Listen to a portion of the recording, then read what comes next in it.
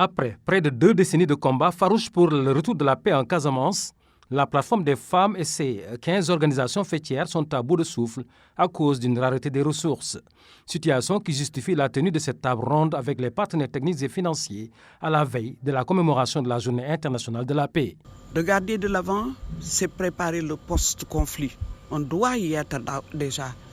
Et ce post-conflit-là va demander un accompagnement des populations au niveau de la base, des ex-combattants, des combattants, des femmes également qui sont membres du MFDC, des veuves des combattants et des orphelins des combattants. Alors, la tâche est lourde et les organisations féminines, malgré toute leur bonne volonté, ne pourront pas exécuter ce qu'elles veulent faire sans l'appui du ministère, du gouvernement du Sénégal et des partenaires techniques et financiers. C'est là notre appel d'aujourd'hui. Montrer la situation dans laquelle on se trouve, qui est une situation délicate. On est dans le post-conflit. Nous n'avons pas le droit de reculer et pour cela, il faut un accompagnement fort de l'État du Sénégal. Si nos organisations membres ne se tiennent pas debout, ça veut dire que la plateforme va s'affaisser.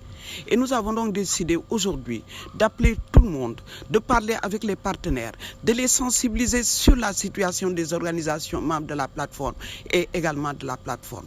Venue présider cette importante rencontre, la directrice de l'équité, de l'égalité et du genre du ministère de la Famille et des Solidarités de rassurer ces organisations féminines et la plateforme des femmes pour la paix en Casamance. Nous avons pris bonne note des conditions dans lesquelles elles travaillent.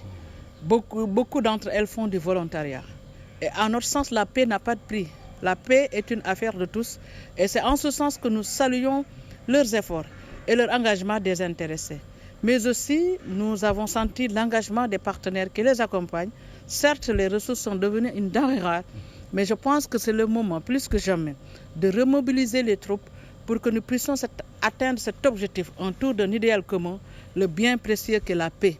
En tout cas, le ministère de la Famille et des Solidarités, pour sa part, va jouer sa partition. Et ça, c'est tellement vrai que le ministre de la Famille et des Solidarités est en route pour vraiment venir communier avec les femmes de la plateforme, toutes les braves femmes de la Casamance naturelle, mais aussi leur exprimer sa solidarité, la solidarité du gouvernement, mais également réitérer l'engagement du gouvernement à accompagner ces initiatives qui sont déjà concluantes, mais aussi voir avec elles comment porter les perspectives pour relever les défis pressants que les femmes ont évoqués depuis ce matin à travers cette présente table ronde. Pour rappel, la plateforme des femmes pour la paix en Casamance, portée sur les baptismaux en septembre 2010, a fortement contribué au retour de la paix dans le sud du pays. Sa préoccupation actuelle demeure la poursuite de ces actions avec le nouveau contexte marqué par les grands défis liés à la réinsertion socio-économique des populations retournées, gage de paix durable en Casamance.